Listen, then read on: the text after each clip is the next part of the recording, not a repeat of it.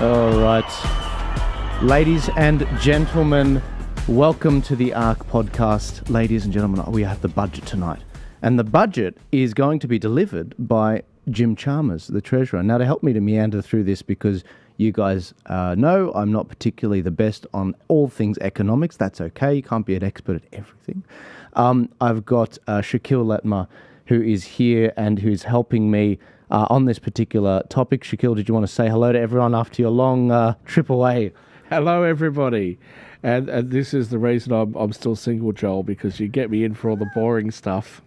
Let's go through the budget. Yeah, we've got a lot of videos we are backed up on. We were meant to do catch up. I got sick. Shaquille got a bit sick. And we've got a lot of streams we want to do. There's some great conversations out there that Gavin Newsom's been holding with Charlie Kirk, Steve Bannon. But we've also got some other streams that we want to do as well and dissect that and hold some debates. And so I'm very much looking forward to getting into this budget reply. So for you guys out there that are like, what the hell is this all about? Why is the media all talking about it? Why are they finally concerned about the cost of living crisis? It's because we've got an election coming up. On the 17th of May, it's the expected date that we have an election for this year. Anthony Albanese is still the favoured to actually win at this stage. So this is a very critical time to see what is the budget showing with regards to Labor's policies, which is we're going to see tonight, and what are we going to see with regards to the Liberals' policies. So Peter Dutton will be doing a reply on Thursday, which I'll also be doing a stream for. So in a second, we're going to see, I'm going to flick you over to the Parliament where Jim Chalmers, Anthony Albanese's Labor Treasurer, will be delivering his remarks about what their budget is. This thing is hundreds of pages long, so it's come out today. We haven't really been able to get through it all. Maybe Grok can help us a little bit. Why not? Because these things are far too complex. And maybe we can see exactly what Labor has in mind for people. There have been some fascinating tweets that have come out from Labor talking about, and I just want to show you very quickly, guys. We've got the Parliament here right now. You can see exactly what's going on over there. So they're just starting to find their seats, and very soon I'll flick right over. Don't worry, you won't miss a word. It looks, actually, you know what? It looks like they're starting right now, and they're just about to go into it. So I'm going to unmute this, and I'm going to go right into it.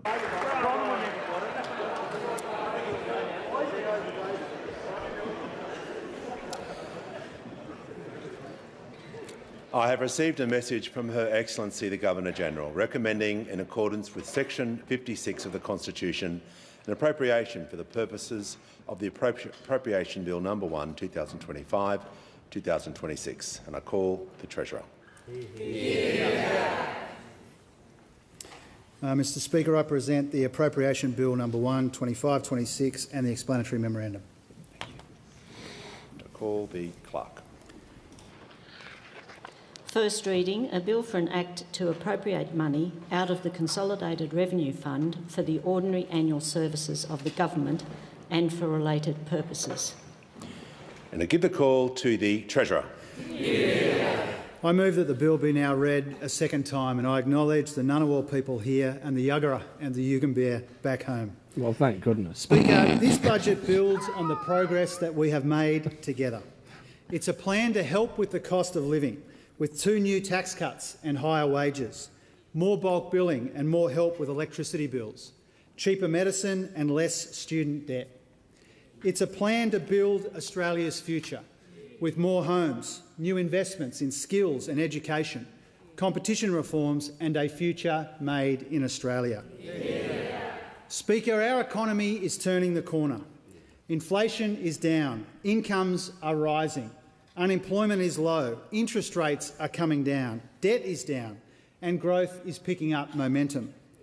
On all of these fronts, our economy and our budget are in better shape than they were 3 years ago. Yeah. Now, this progress has been exceptional but not accidental.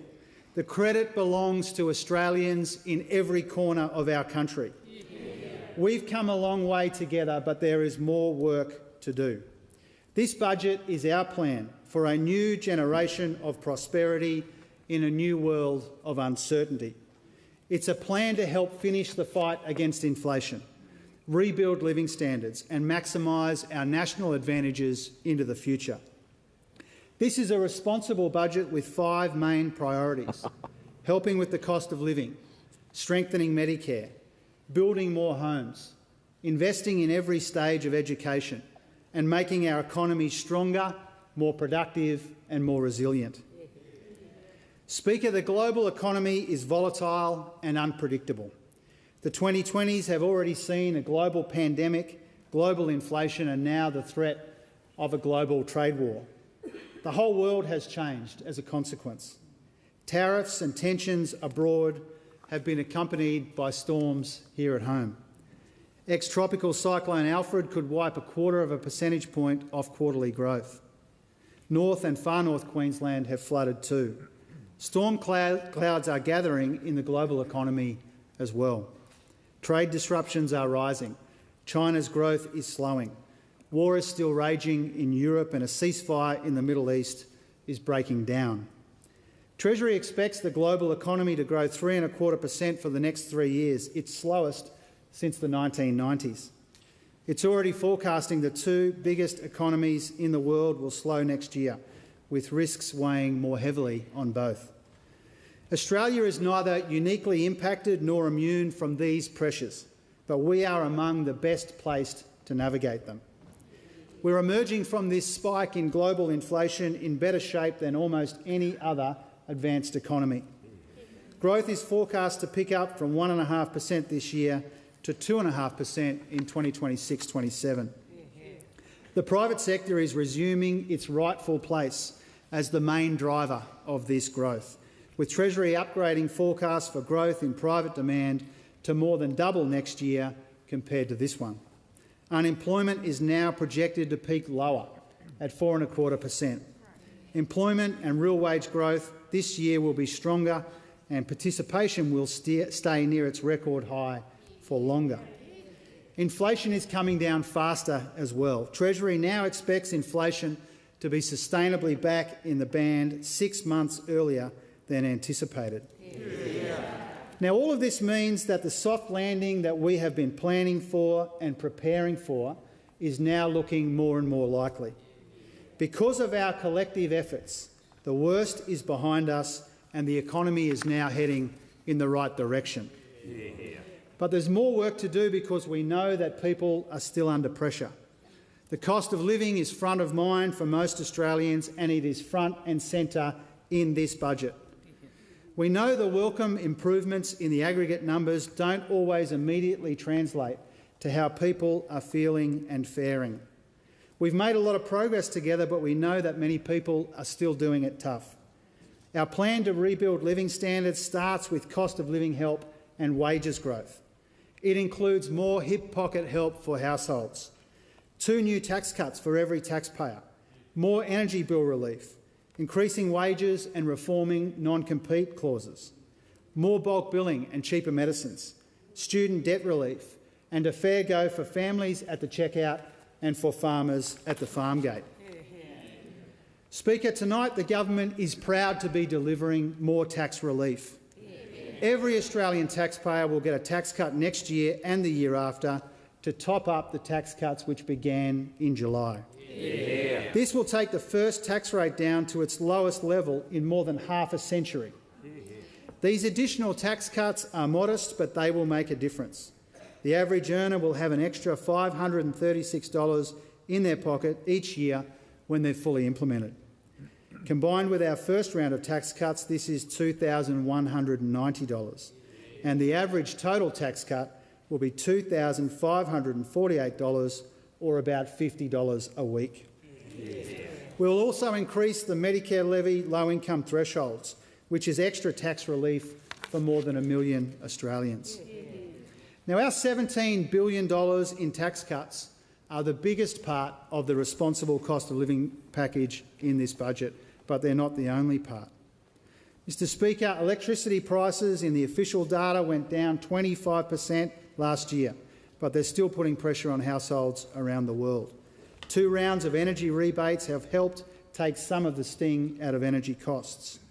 Tonight we're providing another $1.8 billion in energy bill relief. Every household and around 1 million small businesses will receive energy rebates until the end of 2025. This means cutting another $150 off bills this year. The government will also be using the powers and penalties of the energy regulators and the ACCC to help ensure that energy companies offer customers cheaper deals, that pensioners receive the discounts that they are entitled to, and that Australians get the value that they deserve.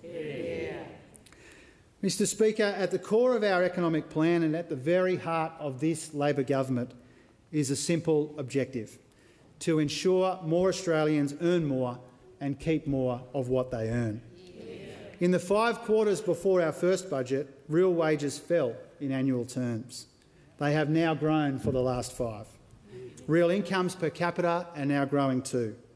This is the dividend of our economic plan to get inflation down and wages up and tax cuts flowing. Tonight we're providing an additional $2.6 billion to fund pay rises for aged care nurses from March this year, so that the workers that we trust to care for our parents and grandparents get paid properly for the work that they do. We're reforming non-compete clauses to lift wages by up to $2,500 a year for workers covered by them. We've supported an historic wage increase for the early childhood educators and care workforce, and we've backed pay rises which ensure the national minimum wage has risen by almost $7,500 a year. Speaker, we know that Australians, despite all of this, are still under pressure, and a lot of that pressure is felt at the checkout. That's why we're cracking down on the supermarkets, by empowering the competition watchdog, making the food and grocery code mandatory, increasing penalties and boosting competition.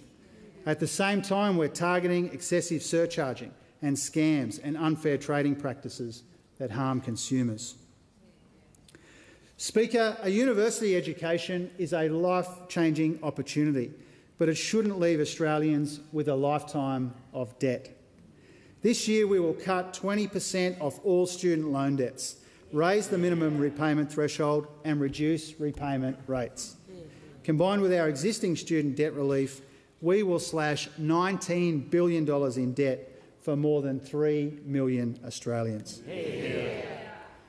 Speaker, in every budget, including this one, we have made medicines cheaper.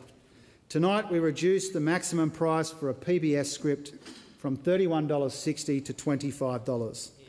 And pensioners and concession card holders will still pay $7.70 a script because we froze their costs as well. We're also investing $1.8 billion to list more life-changing and life-saving medicines on the PBS. For example, cutting the cost of a lymphoma treatment will save some Australians more than $600,000. Speaker, the Pharmaceutical Benefits Scheme is a great Labor creation and it's a great Australian institution. And we are strengthening it because Australians need us to, not weakening it because American multinationals want us to. A Labor government created Medicare as well, and only Labor governments strengthen it. Tonight we are proud to make the single biggest commitment to Medicare since its creation. A record $8.5 billion to lift bulk billing rates and build our health workforce. Because of this investment, 9 out of 10 GP visits should be fully bulk billed by the end of the decade. More bulk billing will mean less pressure on families. These incentives mean there will be around 4,800 fully bulk billing practices around the country, making it easier to see a doctor and get the care that you need, and saving patients around $860 million a year. This budget also delivers new incentives for doctors to train as GPs, new scholarships for nurses and midwives, and another 50 Medicare urgent care clinics. This is a $644 million investment in this budget to build on the 87 urgent care clinics that we've already opened. 4 in every 5 Australians will live within a 20-minute drive of an urgent care clinic as a consequence. Opening early, closing late, available on weekends, taking pressure off hospitals and emergency departments, and all you need is your Medicare card. Every single state and territory will also get more money for hospitals in this budget, funding that will reduce waiting times. Tonight we're locking in an extra $1.8 billion, taking our total contribution to public hospitals to $33.9 billion next year. Speaker, we're proud to be investing $793 million in this budget in women's health to create more choices and lower costs and deliver better health care for women. This funding will help Australian women save on contraception, access more endometriosis and pelvic pain clinics, and receive better support through menopause.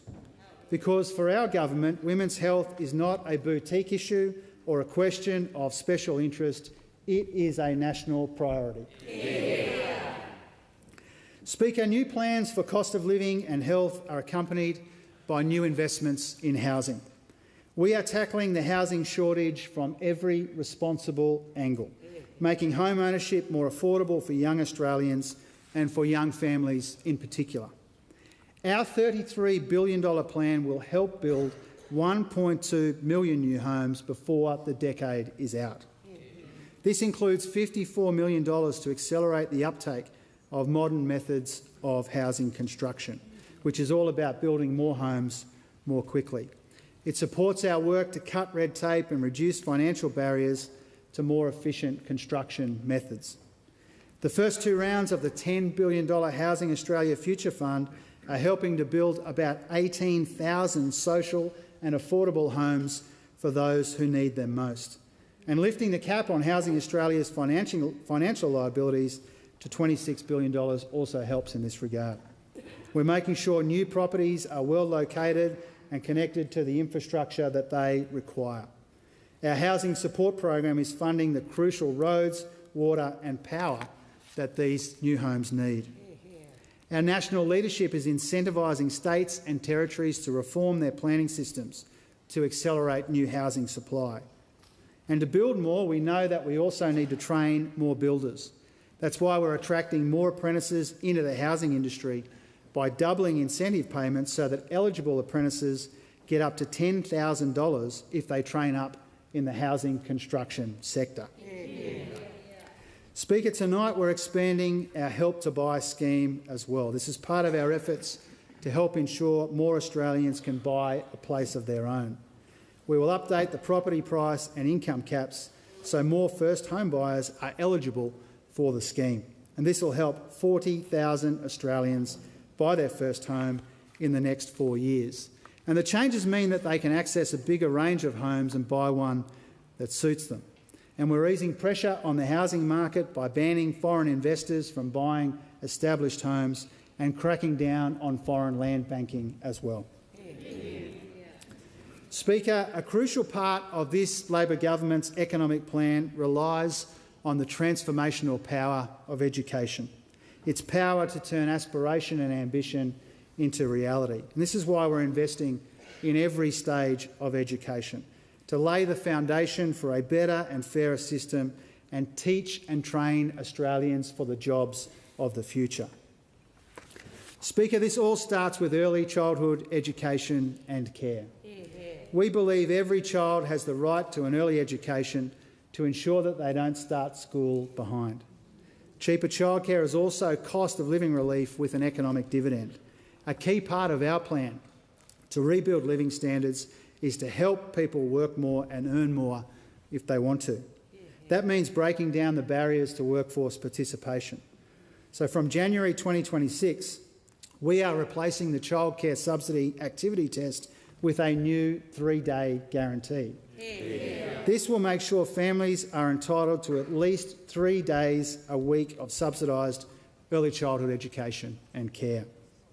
We're also building more childcare centres in areas of need, investing $5 billion to expand access across the country and lift the wages of early educators, and charting a path to universal early education and care regardless of a child's background or no matter where they live. Speaker, we're also putting billions into public schools in this budget to open the doors of opportunity for more Australian children. We're fully and fairly funding public schools to help students catch up, keep up and finish school. This means public schools will finally be on track to reach the funding standard recommended in the Gonski Review almost 15 years ago. Yeah. On top of this, our fee-free TAFE program will help equip Australians for the jobs of the future. Over the next decade, 9 out of 10 new jobs will require post-secondary qualifications. Almost half of these will be from vocational training. We've introduced legislation to lock in 100,000 free TAFE places annually from 2027, and we've committed $1.6 billion to fund these places until 2035 to make it easier for Australians to train, retrain and upskill. Speaker, we see this as an important way, or one way, to ensure Australians can be primary beneficiaries of all of this churn and change that we're seeing around the world. Another is by investing in our comparative advantages, or by looking for opportunities to join with our partners in new, more resilient global supply chains, by becoming an indispensable part of the global net zero economy, by preparing our people to adjust to and succeed in the new world being created right in front of us, by building a future made in Australia. Yeah. Now, a big part of this depends on boosting productivity the right way to lift living standards over the long term. Now, our plan for productivity growth doesn't mean making Australians work longer for less. It's about investing in our people and doing more to unlock our potential by boosting dynamism and competition in our economy. We've created a $900 million fund to reward state governments for implementing reforms that promote competition. And tonight we are advancing this substantial economic reform agenda. We will abolish non-compete clauses for most Australian workers. Non-competes are holding too many Australians back from switching to better, higher-paying jobs. More than 3 million Australians are captured by these clauses, including childcare workers, construction workers and hairdressers. People shouldn't need to hire a lawyer to take the next step in their career, or permission from their old boss if they want to be their own boss and turn an idea into a small business. The Productivity Commission estimates that this reform could lift productivity, reduce inflation and improve GDP by $5 billion. And it could boost wages by up to 4%. We're also introducing a national licensing scheme to allow electricians to work seamlessly across borders. This will be a template for expanding national licensing to other occupations when and where we can. The PC suggests that these broader licensing reforms could boost GDP by up to $10.3 billion. Mr Speaker, Australia is well placed to respond to the 5 seismic challenges shaping this new world of uncertainty. The shift from globalisation to fragmentation, from hydrocarbons to renewables, from information technology to AI, from a younger population to an older one, and all of the changes in our industrial base. Now, all of this puts a premium on resilience, and that's what a future made in Australia is all about. In this budget, we're investing more than $3 billion to support the production of Australian-made green metals like aluminium and iron, building on the tax incentives for critical minerals and green hydrogen that we legislated last year. We're also backing clean technologies through our Future Made in Australia Innovation Fund and by recapitalising the Clean Energy Finance Corporation. This will help develop new industries in clean energy manufacturing, green metals and low-carbon liquid fuels, and unlock more private investment. This agenda is about recognising that our future growth prospects lie at the intersection of our industrial, resources, skills and energy bases and our attractiveness as an investment destination, so that we can grasp the jobs and opportunities of the net zero transformation. Speaker, in difficult conditions, around 25,000 new businesses have been created each month on average since we came to office. Now, we respect and admire the hard work and aspiration and sacrifice behind those record numbers, which is why we're going into bat for small and local businesses in this budget, protecting them from unfair trading practices, funding our Buy Australian campaign to support local producers, providing new resources for the regulator to level the playing field for smaller players, and delivering tax relief for hospitality venues, brewers, distillers and wine producers as well. Speaker, building Australia's future also means building on the strength of our regions. That's why we're securing banking services in country towns and flights in the bush. It's also why we're investing up to $3 billion in additional equity to complete the rollout of the national broadband network. Infrastructure like the NBN is essential for communities and students and businesses and to the productivity of our nation. And so are the roads and railways connecting our regions to our cities and supporting economic growth. This budget provides $17.1 billion over 10 years for these projects, including $7.2 billion to upgrade the Bruce Highway in Queensland, the biggest ever investment in the Bruce, $2.3 billion for Western Sydney, with $1 billion of that for the rail network alone, and $2 billion towards transforming Sunshine Station, taking our Melbourne Airport rail investments to $7 billion. In total, we're investing more than $120 billion in infrastructure in every state and territory over the decade, improving the productivity, resilience, livability and sustainability of our cities, regions and communities, accompanied by $262 million to preserve and conserve our natural land and our ocean assets. Speaker, in these uncertain times, economic security and national security are increasingly intertwined. We're supporting stability and prosperity in our region by helping to shore up banking services in the Pacific. We've invested an extra $50 billion in defence by the mid-2030s to help keep Australians safe. It means defence funding will grow beyond 2.3% of GDP by the early 2030s. And we're investing $45 million in our initial response to the independent intelligence review. So, Mr Speaker, in a tight budget, we've made room to boost our defences, strengthen Medicare, help people doing it tough, build more homes and invest in the future. We've done all of this at the same time as we've overseen the biggest ever fiscal improvement in a single term of government. Tonight's budget is $207 billion better than we inherited. It's in better shape in every year over the forward estimates than it was 3 years ago. In our first 2 years, we posted the first back-to-back surpluses in nearly 2 decades. Our deficit this year has almost halved since we came to office. Next year's deficit is $42 billion, lower than what was forecast at the last election and lower than at the mid-year update. Gross debt will hit $940 billion this financial year, $177 billion lower than what we inherited. This means we'll avoid around $60 billion in interest costs over the decade. These are some of the dividends of our responsible economic management, achieved through a combination of spending restraint, finding savings and banking revenue upgrades. Real payments growth is forecast to average 1.7% to 28-29, less than half of the average under our predecessors. We've found around $94 billion of savings since coming to government, including another $2 billion in this budget. In this term, we've banked around 70% of tax receipt upgrades, and we've made structural improvements to the budget across the NDIS, aged care and interest costs as well. And Speaker, we're repairing the budget without ignoring our responsibility to build a stronger, fairer and more inclusive society, where more Australians have the chance to contribute and share in our economic success. We're providing $1.3 billion for closing the gap and economic self-determination for First Nations Australians, with investments in remote community services, opportunities for business and support for home ownership.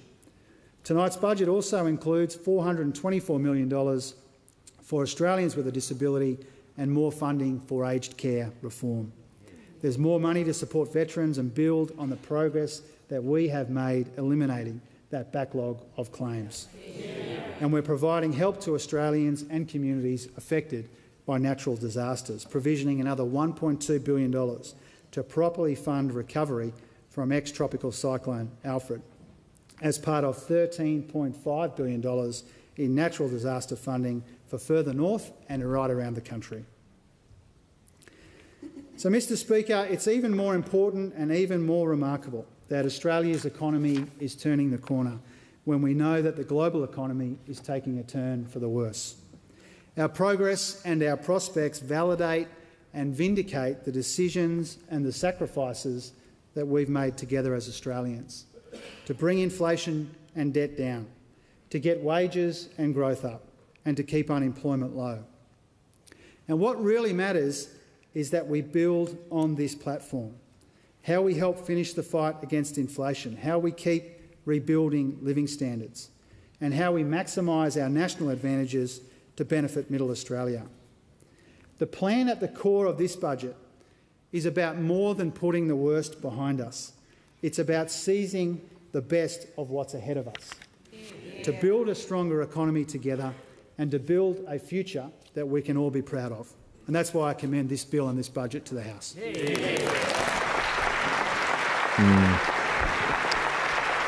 Oh, yes. Pat ourselves on the back. Well done, everyone. Well done. Get a load of this, Shaquille. Notice how the people behind him, it was obviously Albo, Tony Burke, Minister for Immigration, and then 4 women.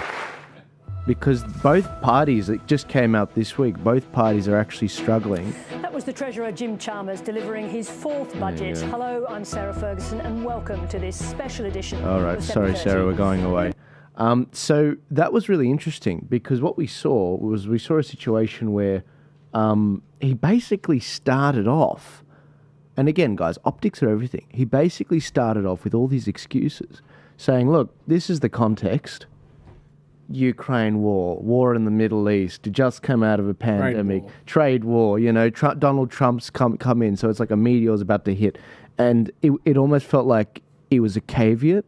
It's like, yeah, look, I didn't do all the homework because all of this, but with that said, this is what we did, basically. I just felt that sort of vibe. I don't know what you felt about the opening tone. I'm going to upset our audience. Yeah, shoot. I love our. When I say our audience, your audience. No, sure. Yeah, I've got to say, I think I don't agree. Everyone knows I'm not going to vote for the Labor Party this election. I've never voted for the Labor Party in my life. I'm not saying I never would, but I just never have. And I'm not so persuaded now that I'm going to. I thought overall that was actually a pretty good speech. My issue is that they're talking about I'm going to make an investment into this, and we're going to do this. You're spending all this money. Where is it coming from? Right?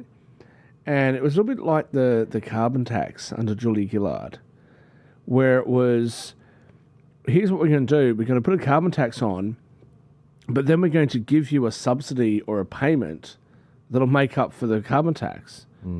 Well, then how about you just don't charge for the carbon tax then? Yeah. Like, it doesn't make any sense.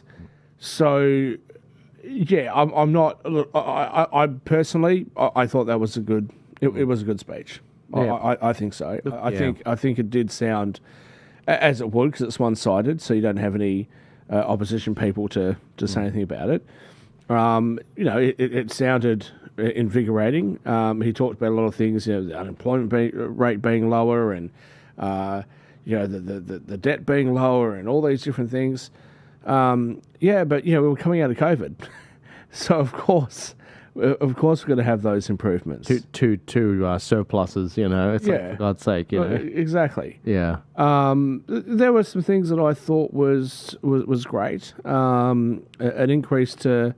And for those people that have viewed me on this show and other podcasts might find this surprising, I thought it was great that he was talking about increase in funding to women's healthcare. Right? I think that women obviously have different bodies to men, unless you're a Labor Party supporter, in which case we're all the same. They have different health issues. Different things that happen, when they're pregnant, and different things that happen once a month, and all these other issues. So an increase to healthcare, I thought, was fantastic.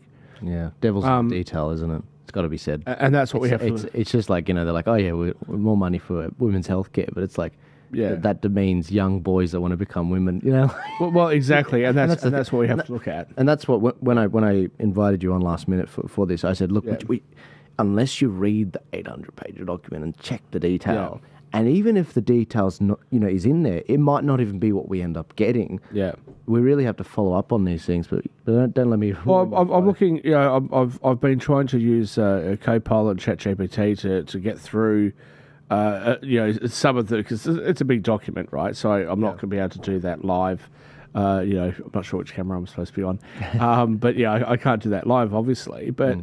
Like things like that, they sound really good. They do. They sound really good. And oftentimes when the Labor Party talks, what they say sounds good. The NDIS, under Julia Gillard, sound like a good idea, right? Let's support Australians that have disabilities, that have issues, that need that extra funding. That sounds great. What's happened though? What's happened is we've seen enormous corruption and enormous profiteering, and those very same people that we were trying to help, not getting the help. Now, most Australians, on the right, on the left, wherever, most Australians want to help their fellow Australian. We rely on government to do that. I think the main thing that I will say about this budget is he focused a lot, Jim Chalmers, he focused a lot on issues that I think people care about, right? He talked about making it easier for Australians to buy homes. He talked about making it easier for 40,000 Australians to buy homes. But what's that immigration rate been? Yeah. Right? So we can't... Okay, you get 40,000 people buying homes. What about the 500,000 people that have come into the country? Yeah. Right? It doesn't make any sense. Yeah. And when you say Australians, are you talking about somebody who just rocked up 5 minutes ago, or are you talking about somebody who was born here and, has lived their life there? I think the major issue is it always sounds good when you want to spend money, right? Spending money is great, right? Let's give every Australian a bottle of Grange. Sounds fantastic, right? Yeah, you get it. But where's the money coming from? Yeah. Right? And I think that's where they got it wrong. But the major thing that I'll take away from this, and I have to be, I'm so angry at you, Joel. I am so angry at you because you've predicted that it'll be a Labor, that Labor will win the next election, and the closer we get, the more likely it is, I think, that you're correct. I hope you're wrong. Me too. Me too. But the Liberal Party really haven't pushed back enough. And the major issue that I take away from the Labor Party's comments today is, if these things really were so important to you, why didn't you talk about them from day one? As I've said before, I've never voted for the Labor Party. But I've always said that doesn't mean I never would. If the Labor Party focused on all the issues that Jim Chalmers just talked about, and they'd focus on that from the moment they beat ScoMo, I might be sitting here and saying, you know what? They've earned my vote. That they deserve it. Yeah. But they didn't. They focused on race. They focused on the voice. They focused on all these other issues. Within the last couple of weeks, there's been Chinese naval vessels that have come between Australia and New Zealand, which meant that Virgin flights, I believe Qantas as well, but I'm aware of Virgin flights on news.com.au, only became aware of their testing as they were in the air. Now, I'm not accusing China of threatening us, but it's an issue. Where's the media coverage on that? Where's the media coverage? He talks about, we're going to, provide more banking services to people in the Pacific regions. I've just spent a month arguing with the banks, just trying to get a transfer done, as you're aware, and some of my business partners are aware, right? Yeah. I've had to talk to bank compliance officers and et cetera, et cetera. What are you talking about? You're going to provide banking services to people in the South Pacific? In Australia, we can't get Aussie businesses, moving. So those people in the Pacific countries, they're using cash. Yeah. They're fine. Leave them alone. No, right? Literally. So, as I said, I can totally understand why that would be a reasonably uplifting message. I think that it sounded quite like, yeah, cool, excellent. But I think when you drill down into the details... Yeah, how are you going to pay for it? How are you going to pay for it? Where's it coming from? And if these really are the things that you care about, why haven't you been doing that since you won the... Oh, literally. Won the government for ScoMo? Yeah, it kind of reminds me of when Kamala started running and she was still the vice president. And it was like, I'm going to do this if I get elected, and then I'm going to do that. It's like, well, why don't you do it now? You've still got time, If you look at this tweet, I think this pretty much summarizes the budget. Just free stuff, essentially. Free GP appointments, free TAFE, even cheaper medicines, cut 20% off the student debt, HEX, $150 off power bills, and getting more Australians into their own home. Cost of living help remains our number one focus, and Australians can expect to see more in tonight's budget. And that's the real problem about this whole thing. As you say, it's a massive cash splurge. How do you pay for the damn thing? I mean, don't get me wrong, they've been a bit more fiscally responsible on certain aspects like Bill Shorten and the NDIS and cutting all that wastage that was there, but it's still massive. It's still huge. There's not a massive enough reduction that we're going to see lower taxes. That's for sure. You'll barely notice it. They just sort of, okay, we'll cut this, but we're going to add that. And that's the problem. We will. I think these politicians they come up with policies that sound good to each other, that sound good to perhaps the Australian press corps, but they don't sound very good to the everyday Australian. Like, okay, what did he say? It's $50 a week. You're going to save on taxes.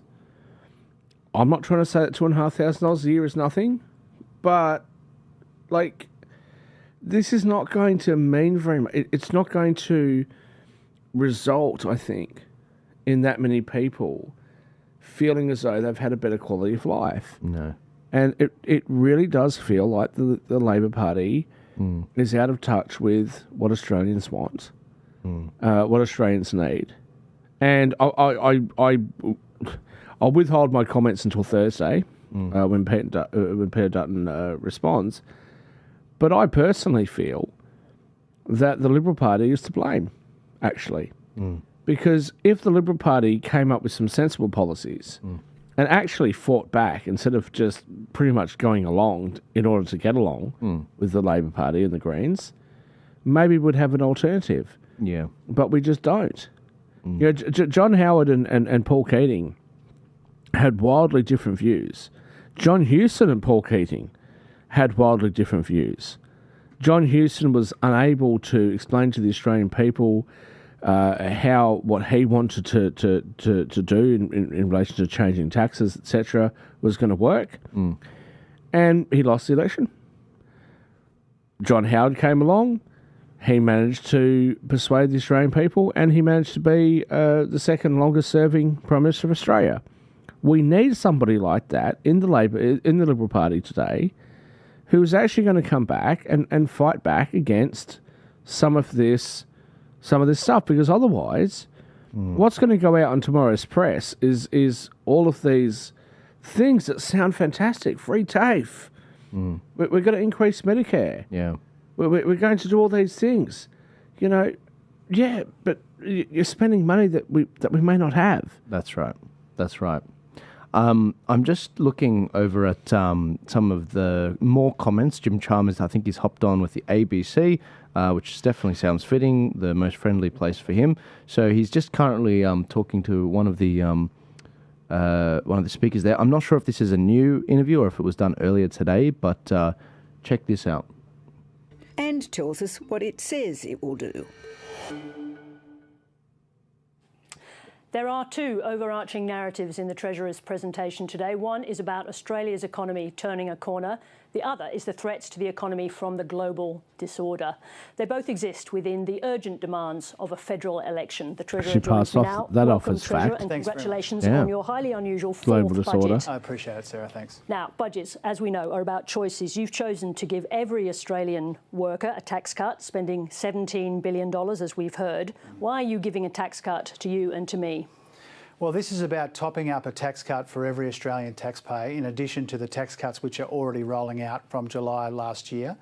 And so we know that they're modest in isolation, but we think meaningful in combination with all of the tax cuts that we've provided and the other cost of living help that we are rolling out. Now, when it comes to the design of the tax cuts, in order to give a tax cut for every Australian taxpayer, the benefits are felt disproportionately to people we are encouraging into work. Younger workers, women, people on lower and middle incomes, they will proportionately be the biggest beneficiaries of these topped-up tax cuts, in addition to the tax cuts already rolling out. Topped-up tax cuts, but they're still political. Have you stolen Peter Dutton's thunder here? Well, I see these tax cuts in economic terms, and it's partly in recognition that even as we make this really quite remarkable progress together as Australians in the fight against inflation, we know that people are still under pressure. And so we're providing cost of living relief. Really one of the defining features of this budget is the cost of living relief that we're providing. Often the best way to do that is through the tax system. So we see it in terms of cost of living. We see it in terms of the economic benefits to participation. We found room in a pretty tight budget to provide these tax cuts. The politics will take care of themselves. Are they fiscally responsible, though, in the environment we have? Yes, they are. And you know, there's an appetite, obviously, and an enthusiasm often to provide bigger tax cuts. We have to provide the tax cuts we think the budget can afford, and we have to do that in the most responsible way. And that's what's guided us here, to give as much cost of living help as we can in the most responsible way, conscious of the pressures on the budget and also the pressures coming at us from around the world. So put another way, the political advantage of the tax cuts, whether you don't want to engage, whether you want to engage with that or not, outweighs the impact on the budget. Well, I think that's for others to determine. You know, I genuinely But believe... I'm here asking you. Well, I genuinely believe that if you get the big economic decisions right, and we have overwhelmingly done that in the course of the last 3 years, I genuinely believe the politics will take care of themselves. Obviously, I'm not oblivious to the fact that this budget, this fourth budget, a very rare and cherished opportunity, is being delivered on the eve of an election, and it will set up a choice between Labor helping with the cost of living and Peter Dutton, whose secret cuts will make Australians worse off. Just a question, have you ruled out an inflationary impact of these tax cuts that the RBA would be looking at? Well, a couple of things about that. I mean, first of all, obviously, I briefed the Reserve Bank Governor on the budget. I do that for every budget and every budget update. I've done that for the last two Reserve Bank governors, and I'll do that for as long as I'm in this job. I think it's important. So I've done that. Secondly, one of the most encouraging things about this budget... I briefed the RBA governor. All right, this is very important, all right? I'm going to pause this and I'll make this point. He said we need to help Australians in the fight against inflation by using with cost of living relief. Yes, let's spend more money. Yeah, that's why we have inflation. You know, and I'm no economist. And then he goes on to she says, "Look, have you? And there's a great question from her. Have you actually, are you blinded by the fact that cost of living relief might actually lead to a lot of inflation?" And he said, "Well, yes, I've considered that. I briefed the RBA governor," and then he moves on. So that briefing someone doesn't mean it's fine. He made a comment a little bit earlier. Where he said something along the lines of, "We're going to soften the blow to Australians, make things a little bit easier because of how hard things have been." Yeah, like if you're punching me in the face and it's Mike Tyson, and then you get the Year 7 girl to punch me in the face, I'm still getting punched in the face. It just doesn't hurt as much, right? Like seriously, like you've hurt us. You've hurt the everyday Australian person. Yeah. And again, I'll be slightly repetitive. This is the Liberal Party's fault. Yeah. Because the Liberal Party should be sitting there opposing some of this stuff, coming out with sensible alternatives that we can actually vote for. And they're not doing it. No. And that's probably why you're going to be correct. Yeah. And what we end up with is a Labor Party that is going to, like all Labor parties do, not just here, in the UK, same thing.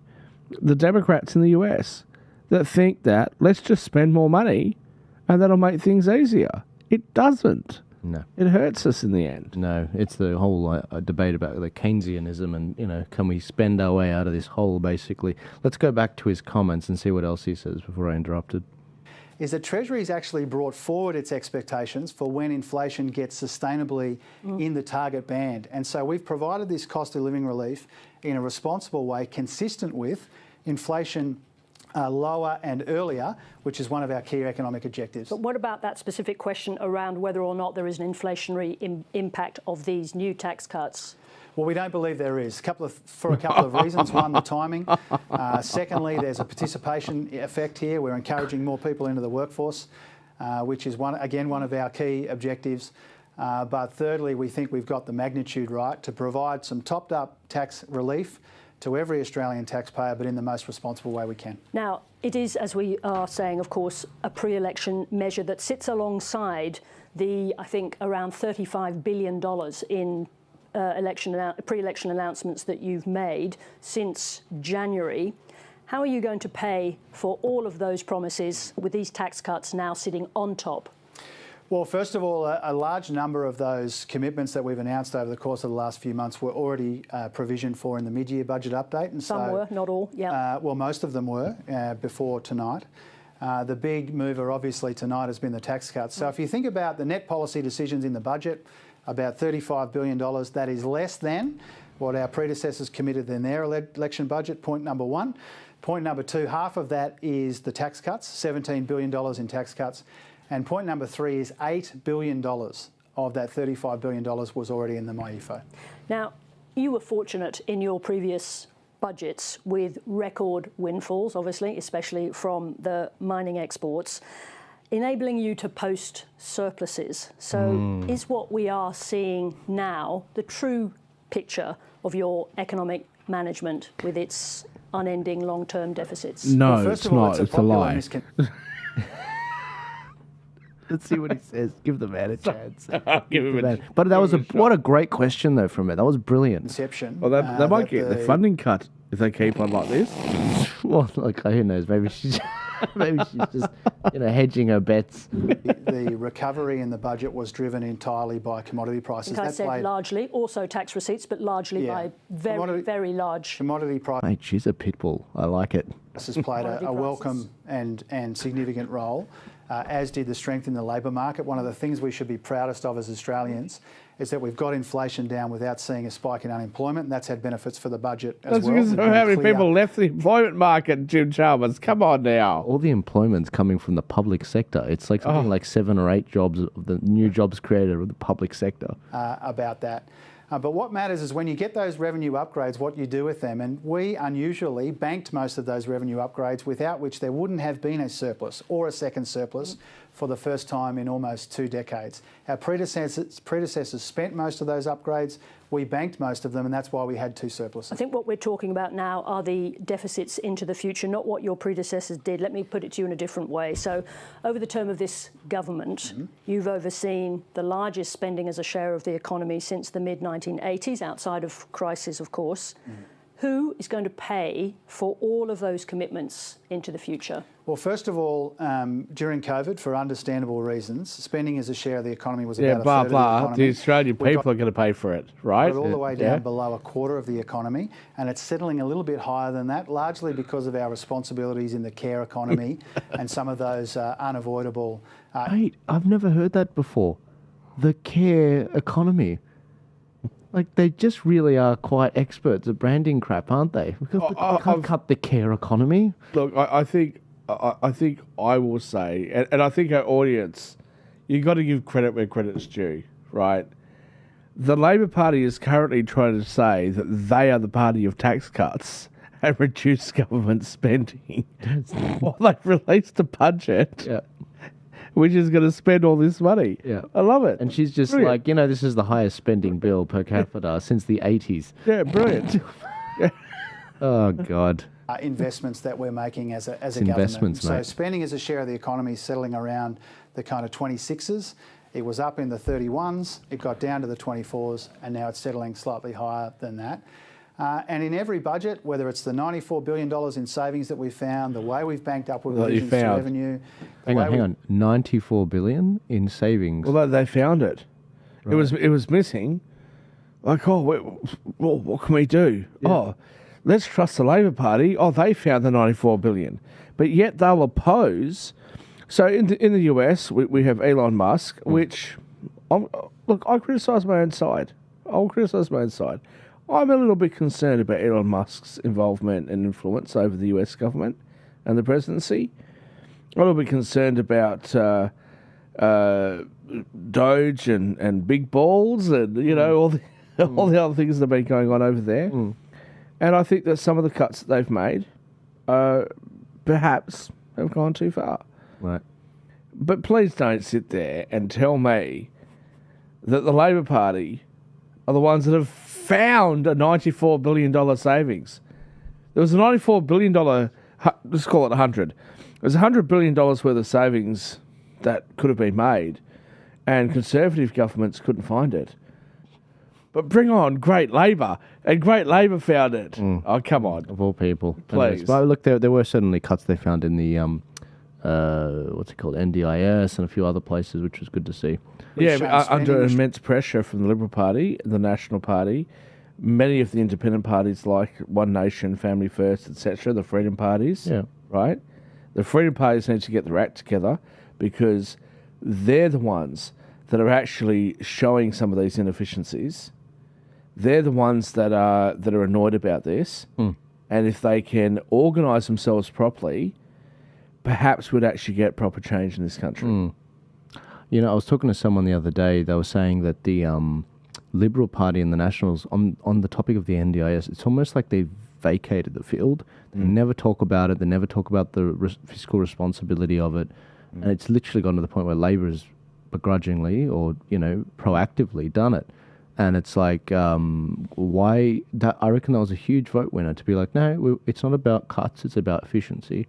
And we want to make sure it's going to not scam artists, but actual, the people that need it. The big thing with this today, with either his interview or if we go back to the speech he gave to Parliament today, like objectively, it sounds invigorating. It does. Yeah, no, it was a very positive message. I mean, in terms of delivery, the guy, even in this interview, he's getting scolded. Right. But he's handling himself, right? Mm. Now, I like Peter Dutton. I've never met Jim Chalmers. Albo, I don't know, I mentioned it to you when the microphones are off. Albo looks bloody miserable. Oh, behind, yeah. I've never met Tony Burke, but he I don't know, he just rubs me the wrong way. I don't know. But maybe if I met him, he's a nice guy, we'll have a beer and, everything's fine. Yeah. But, like, what are the Liberals gonna do? What's Peter Dutton going to come out and say? Oh. What's Susan Ley going to come out and say? Mm. Right? Let's put Jacinta Price in front of, in charge of the Australian Doge. Yeah, that's what he's doing. They want to do that for Indigenous affairs. Mm. Why don't they say, you know what, we want to have a look at all government spending and find out where the inefficiencies are and find out where our money's actually going, right? Australians deserve better than what we've got. And I'm not just talking about, so I'm in the middle class or upper middle class or whatever you want to call me, right? It's not just about people like myself. I've mentioned this on previous shows. We have older people that are going to nursing homes that don't have enough money after they pay their nursing home fees for continence pads. That we've got people that are waiting 15 and 20 years to get into community housing that are told, well, oh, you've got a cat. Well, you're not allowed to have a cat if you move into this house, so you've got to give up your cat. They don't want to give up the cat because it's the only companionship they've got, and so they get pushed back to the back of the list. Mm. We've got people from the grand old ABC of all places who reported that there were people that were skipping meals so they could feed their pets, right? Forget about parents, skipping meals to feed their kids. Mm. These are things that are serious issues that people on the right care about and people on the left care about. And what we have, in my personal opinion, is dysfunctional parliament. And it's not just the Labor Party, it's the Libs and it's the Nats. They've let us down. Let's see what else she gets out of him in this interview, because I'm liking the direction that it's going. Restraint when it comes to real spending growth being half the pace of the 30-year average. All of that comes together to make room for our commitments, whether it's strengthening Medicare, providing cost of living help, or investing in the future. Should we just give the audience the numbers again for what's going to happen to the deficit? $42 billion next year, 35.7 the year after. It's $179.5 billion. We're not talking about banking surpluses. We're talking about what you're going to do to attack that structural position of the budget. Yeah. Well, first of all, the budget position cumulatively is $207 billion stronger than when we came to office. Okay, and that shouldn't be lightly dismissed. That's actually the biggest positive turnaround in any budget in a single parliamentary term ever, in nominal terms. That's the first point. Very, very important point, often neglected. Secondly, this year's deficit is almost half as big as what it was when we came to office. Thirdly, if you look at the overall position, the bottom lines in... What she mentioned earlier was perfect. She said those first two budgets were mainly due to the minerals sales and the price of critical minerals. This budget, it is stronger than what it was only a few months ago in the mid-year budget update. And so we're chipping away. And we're also making sure we make a structural difference to the budget in the NDIS aged care and interest costs. Yes, actually, let me just ask you about NDIS, because on that particular measure, as you said, it's been a huge pressure on the budget. Yeah. Can you confirm that it's going to hit its reduced target for growth of 8% next year? Yeah, we're on track for that for sure. We're seeing some very encouraging progress. And the thing that we're encouraged by is that we've been able to get the costs of the NDIS to a more sustainable growth rate, still growing quite quickly, but more sustainably, while we still meet our responsibilities to people who need and deserve the scheme. Now, there's one other measure that people are talking about today I want to ask you about briefly, and that is the extraordinary increase in the, drop in the tobacco excise. This is a situation where the tax has caused enormous profit to bikies and criminals, a failed policy. How do you fix it? Well, there's two ways that we get tobacco excise down. One's a good way and one's a bad way. The good way is more people give up the darts. That's a good thing. Yep. The bad way is more people avoid the excise, and there is a problem. I think we've spoken about this maybe at this set on other occasions. So we're investing more money in enforcement and compliance because we recognise there's a problem here, and we need to collect more of this excise because we've got a problem in people avoiding it.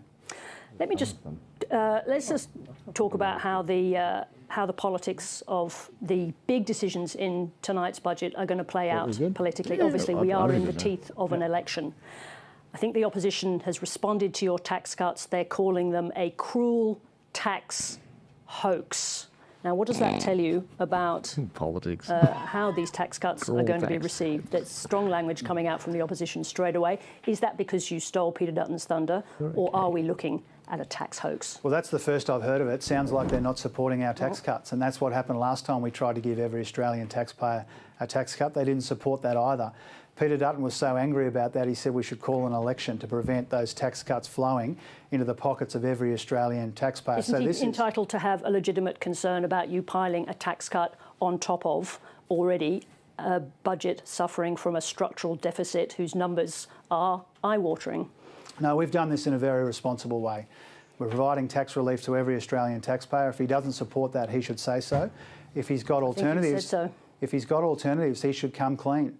And they've had 3 years now, and they still haven't come up or come clean on any costed or credible or coherent economic policies. Angus Taylor's colleagues don't take him seriously. It is an absolute bin fire of incompetence and inconsistency. And what it means is, and as he told your colleague David Spears, Peter Dutton says there'll be hundreds of billions of dollars of cuts. They've got to find $600 billion to pay for nuclear reactors. They can't do that without coming after Medicare. That's why they're not coming clean on their cuts. And this week, they need to come clean on their cuts because these secret cuts that Peter Dutton has in mind for Australians will make people worse off. That's a slogan, and I think what the audience wants to understand is how you intend to put policies in place that change the dynamics of the economy that we've heard people talking about all week. That is, we are relying on tax revenue. Right now, you've given you and me $5 or $10 in our pockets, but going forward, who else is going to pay for all of these promises you've made if it's not the taxpayer? Well, the reason I think that's an unusual question tonight, Sarah, is I've just laid out in lots of detail the government's economic plan to help people with the cost of living, strengthen Medicare and make ourselves more resilient in the face of all of this global economic uncertainty. And all we ask is that 3 years into a 3-year parliamentary term that the opposition does the same thing, to come clean on their cuts and how much worse people will be off as a consequence. Now, I want to talk about the global uncertainty because during the next 3-year term, if you get another term, if re-elected, you could face an inflationary global trade war with the US, ongoing demands over Ukraine, and a worsening security situation with China. With all of that uncertainty, would it have been more prudent to tighten the budget now to increase the capacity to respond to crisis? Well, there is a dark shadow from all of this global economic uncertainty over the world's economy and over our own economy and our budget. We're very upfront about that in the budget papers and in my budget speech tonight. We do think that there is substantial risk that these escalating trade tensions mean more inflation and less growth around the world, and we wouldn't be immune from that, but we wouldn't be uniquely impacted. How concerned either. are you personally about that? About the situation, about the impact on Australia? Very concerned. Can we just pause this for a second? If we're concerned, or if anybody's concerned about this so-called trade war the US has with everybody, firstly, years ago, including under John Howard, we should have strengthened our trade with the United States, right? It's our closest ally. We should have done that. We didn't. Fine. Okay. If it is the case, as is proclaimed by the left, that Donald Trump is going to have this horrible effect on the world economy because he's going to take the US down an isolationist path. I don't believe that's the case, but we'll leave that aside. Let's say it is the case. There's, 200 countries, 210 countries in the world, right? Why don't we increase trade with those? Especially, why don't we increase trade with the Pacific Island nations that are like right next door to us? Yeah. Right? Why aren't we doing that? Yeah. Right? So ridiculous. It's a big world. There's a lot of markets. Exactly. So we shouldn't be so reliant on any one country. And when China slowed down their trade with us, and look, we won't get into China's politics. China has an economy like everybody else does. Yeah. Right? Their economy ebbs and flows.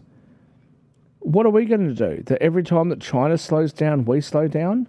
We should have a more robust international trade policy. And we don't. And we've got allies that we're not trading with very much. This is ridiculous what he's talking about.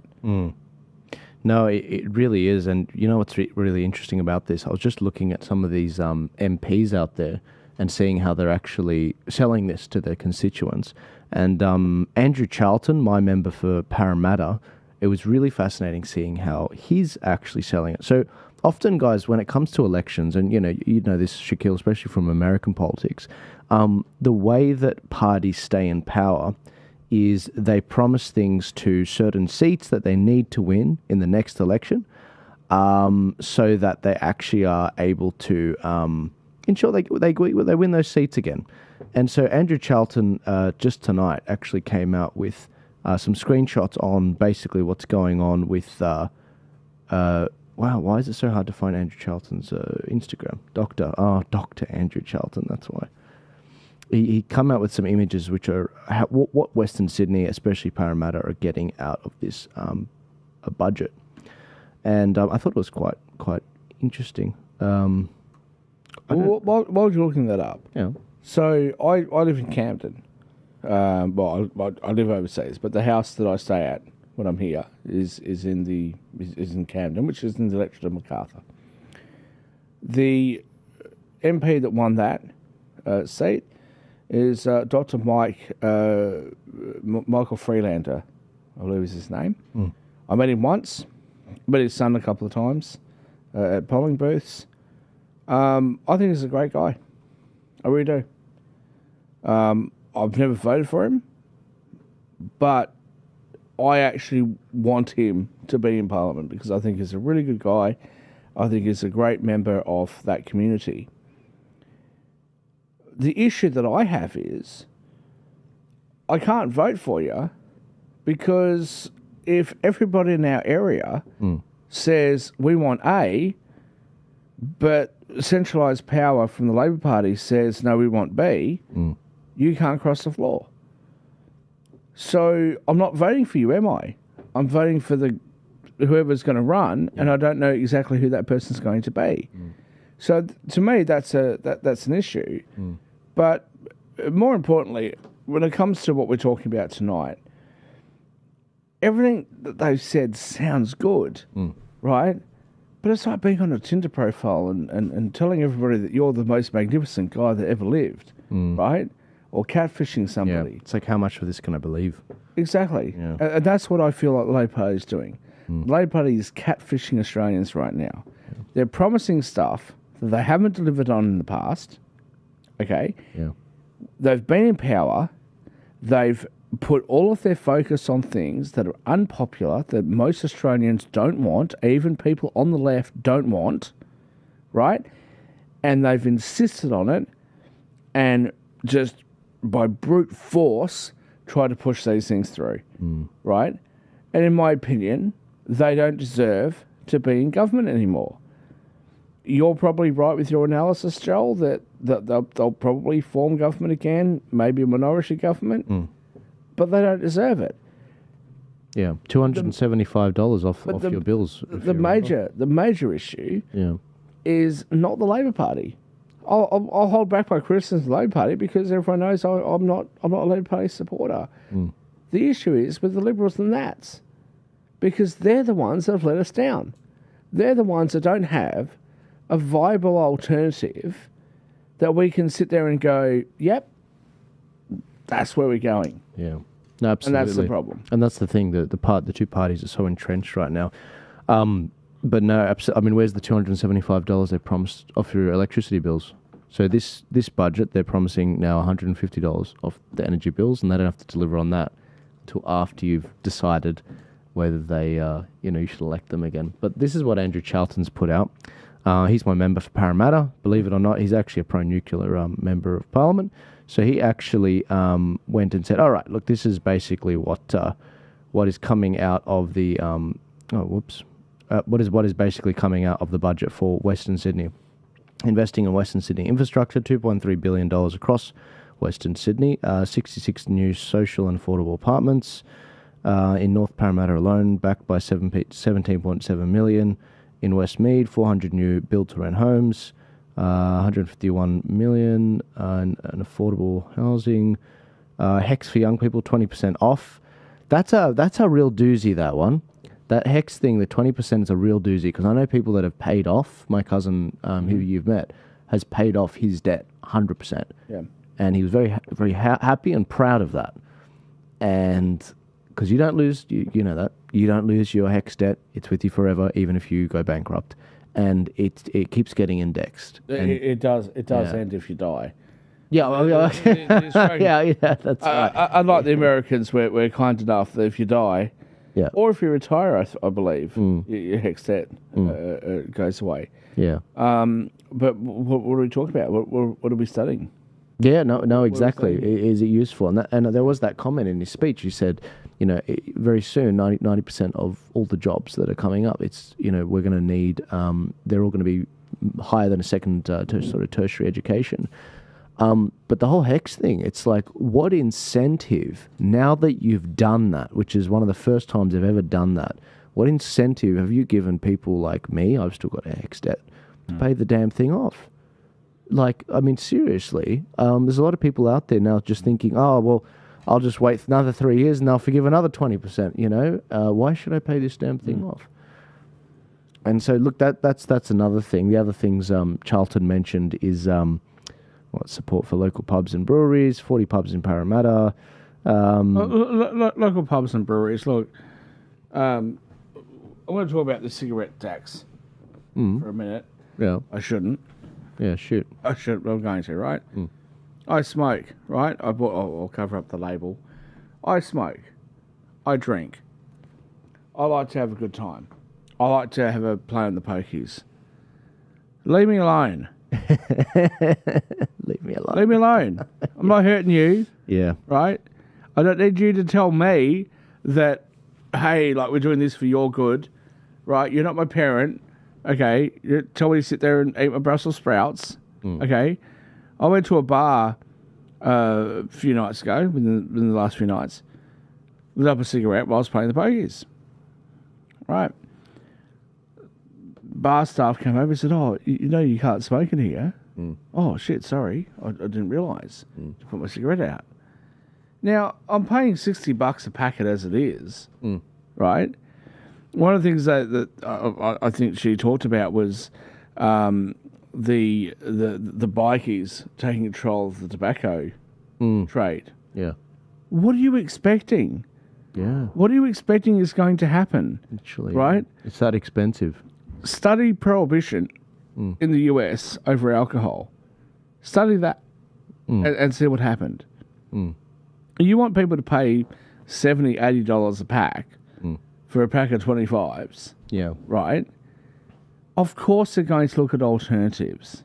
Right? Yeah. Now, again, I know I'm going to upset our audience. Just my view, because I'm not a conservative. I think that drugs should be legalised. I think that the cigarettes and alcohol taxes should be reduced. I think people should be able to do what they want to do. And if you're not going to do that, where's the money going to go? The money's obviously going to go to organised crime. The ABC did a report on the illegal cigarette trade in this country. The reason why that's happening is because your taxes are so high. What do you expect people to do? If a packet of cigarettes is $80 and a person smokes a pack a day, you can sit there and say, oh, well, it's bad for the health, it's this and that. At the end of the day, if they want to smoke, they're going to smoke. Yeah. You want them to spend $600 or $700 a week on cigarettes? Of course they're not going to. Of course they're going to look for alternatives, right? So just get your head together and understand that Australians, much like the Brits, much like most of Western Europe, people want to have a punt. They want to. I'm going to paraphrase Stephen Pettith's comments. People like to have a punt, they like to have a smoke, and they like to have a beer. Yeah. Leave them alone. Yeah. Literally. Leave them alone. And if you're in government, what more would you want? But for the Australian electorate to go, hey, I'm awesome, I'm cool, I'm having a smoke, I'm having me schooner of Tui's old, Tui's new, whatever. I'm having a great time. I've put $50 in the pokies, I'm having a great time. And what's happening in politics, I don't care. Isn't that what you want? Yeah, literally. But they're trying to take a bigger and bigger cut out of it. Part of our life. Yeah. And they're costing us more. It's ridiculous. It's actually ridiculous. Look, let's finish these comments. He's almost done on this. And again, it's ridiculous that obviously, I put the call out to Peter Dutton, the Prime Minister as well, Albo. I put the call out to, Jim Chalmers. They will not come on this show. And so that's why we've literally got to watch the ABC to actually check it out. Even though this show does, very well online, it gets, 1.1 million views a week it averaged last year per show. And I look at this now, I look at what's going on with mainstream media. These are great questions from the ABC, to be clear. I think that she's an absolute pitbull, this lady. I think she's doing a phenomenal job. Just before you put that back on, they talk about small business. Now, I've had a number of emails, and I've had people who have sent me on your show that have approached me and said, hey, you're talking about going overseas, and you're talking about employing people overseas and how much better life is overseas. You're not very patriotic. Yes, I am patriotic.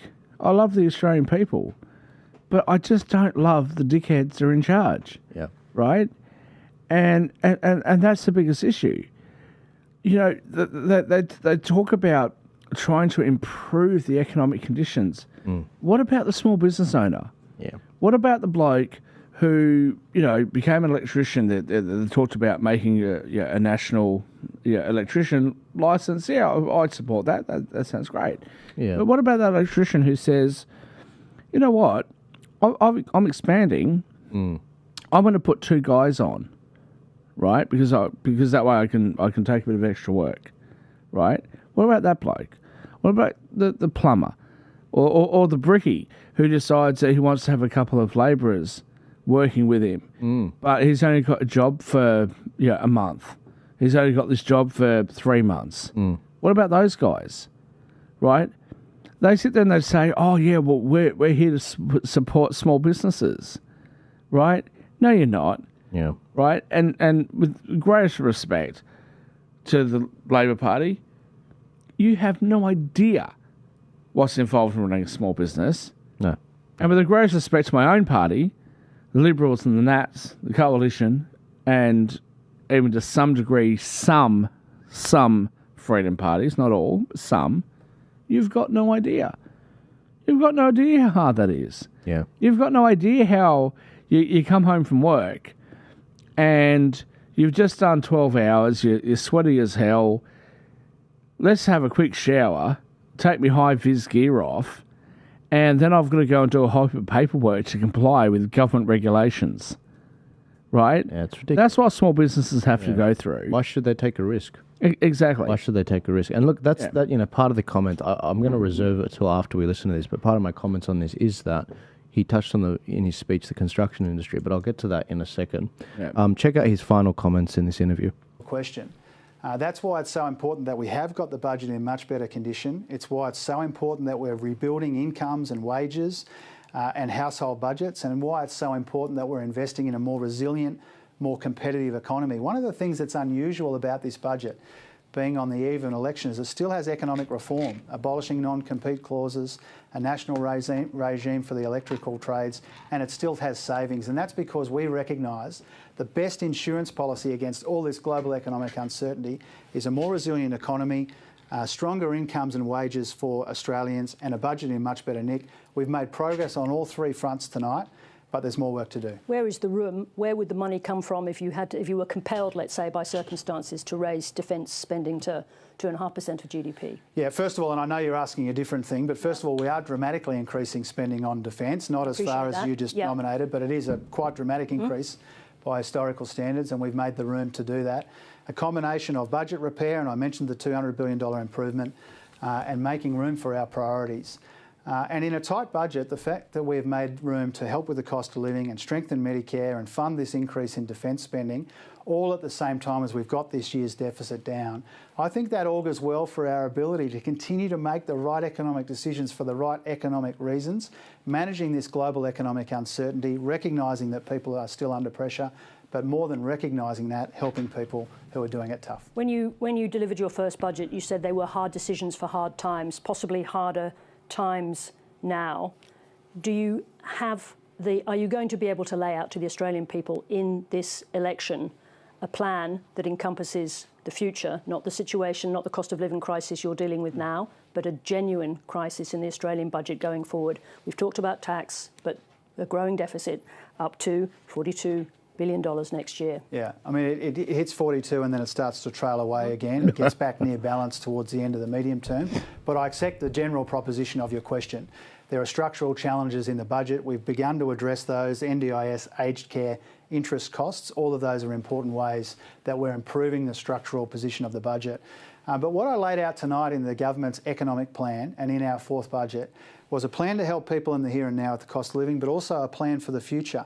Investing in green metals, for example, investing in innovation, making sure that we are an indispensable part of the global net zero transformation. These are our aspirations for the future. We have taken an intergenerational approach to our economic plan, and I've laid that out tonight. Jim Chalmers, thank you very much. All right. Yeah, I had a few comments I wanted to get through from his in the speech. He was talking about housing, and he's like, well, look, what we're doing to tackle housing. We're committing to 1.1 million new homes in the next 5 years, basically by 2030. We're using modern construction methods. I don't know what the hell that means, but I don't trust it. We're also going to train more builders. There are plenty of builders. The problem is they're going under. They're young, They're medium age and they're old. These are experienced people. The builder I worked for, you will not meet a more efficient builder without compromising quality and safety standards in Sydney. He went under a couple of years ago, not long after I lost my job with him. And if those people are going under, it doesn't matter how many builders you train. If the experienced hands are going down, you're stuffed. So I did a Google search. It turns out, Shaquille, you might find this number shocking. If you want to know why we've got a bloody housing shortage, in 2023 to 2024, 2,832 insolvencies for builders. No wonder we've got... And without even knowing the numbers that you're referring to, most of them probably were bankrupted by the tax office. Oh, yeah. Absolutely, yeah. Yeah. Because, as I understand it, most businesses, small businesses, go under because of tax office obligations, right? And this is the issue. And as you said, you got a few blokes that are just trying to have a go, and this is what they end up with, right? And they end up with heavy-handed government, and a government that doesn't care. Yeah. But again, and I really want to drive this point home because I'm hoping that members of the IPA, I'm hoping that members of Sky News, I'm hoping that members of the Liberal Party are watching, right? Get your act together. Yeah. People are extraordinarily frustrated at the Labor Party right now, and you're not offering them an alternative. No. Half of the things that we're so pissed off about are things that you've decided to support. What do you think's going to happen? Shaq, this isn't a boast. This is just what I'm trying to say in terms of a statement of fact. Over the last, since I committed to going out there and teaching people who's punching you, why they're punching you, and how you can punch back politically. 2020, I fought 8 elections, local, state, and federal, plus a referendum on top of that. When we fought the Victorian election against the Hitler, being, what the freedom movement saw as the Hitler, being Dan Andrews, 300 days of lockdown, most locked down city in the world. Which I will say to my friends in the freedom movement, please don't use that term. Yeah, absolutely. We don't like that term being used on Donald Trump. Yeah, not at all. Please don't use it against our political opponents either. Well, let's not get sidetracked here. The whole point was this was the person that was their devil, and they're like, it doesn't get worse than this guy. The polls didn't like him. No one liked him. But the problem was we fought that election, split, 9 freedom parties and a Liberal Party, and the Nationals. And what did we see? The guy won. He won, and not only with a majority in the lower house, but he had the numbers he needed to cross legislation in the upper house. Perfect time to resign, hand it off to Jacinta Allen, and ride off into the sunset. And it's exactly what's happened. And his statue's on the way. and God help that statue. And so I'm looking at that, and we fought that election, Shaquille, and I'm thinking, okay, why did that happen? It's because the Liberals didn't, one, differentiate themselves enough. They tried to be Labor light. Why do Labor light when I can get Coca-Cola full? And on top of that, the freedom parties were fighting over their freedom vote in the last Senate election in Victoria. It was 11.5%. That was the quantified freedom vote. These 9 parties were voting over that 11.5%. And so that's why when I'm like, back in October, I was saying this on camera. I was like, I've seen this pattern. We did this in November 2022. We're going to lose this. Yeah, we're going to lose this. And it's it's a huge curse because it's just like you can have a platform, you can reach millions of people, every month, and the people in power heading these political parties, they still won't listen. And it's just like, I can't do everything. Well, I think, look, when it comes to the Liberal Party, what was his name? Matthew Guy, I think it was. That's right. Yeah, I totally forgot his name. He was that unmemorable. I forgot his name. Yeah, that's the whole point. Real beard after he lost. The Liberal Party of Western Australia. Yeah. Right. No, I love that party. I'm friends with some members of the former Premier, the Liberal Premier. They just made a mess of it. They made a mess of it. And this election in Western Australia should be recalled. That's a whole different... It's shocking, yeah. A whole different discussion. Absolutely. But that should be recalled. But it's not going to make much of a difference. The Labor Party is still going to win over there. You have to suck it up when you lose. But when you lose, it's a question of, okay, well, who do you criticise, right? I can sit here and criticise the Labor Party all day long, right? I can sit here and criticise the Greens all day long. What difference is it going to make? Adam Bandt's not going to sit here and watch me have a crack at the Greens over their Greens policies, because he's going to go, well, that guy's never going to vote for us anyway. I'll hear what he's going to say, and then I'll dismiss 90% of it, and whatever he says that makes sense, okay, I'll go with, right? Yeah. What really upsets me is my own side. Oh, me too. It's right? That's the stuff that makes me want to give up. Yeah. It's when you see your own side basically not stabbing you in the back, but when you see your own side not organised, not rallying. Yeah. I mean, just a classic mentality of this. Let's say that this election in WA gets recalled. Let's just say that you're dying right now, are you? We're going to do some CPR. I was hoping you'd mute the mic while No, not at all. No. Like, I'm just looking. I'm like, is he dying? Do I need to see? So WA's election. Let's just say, okay, there's this private firm. They can't run the election. The Federal Election Commission has to step in and run it, basically, because they're the only ones with the personnel. All right.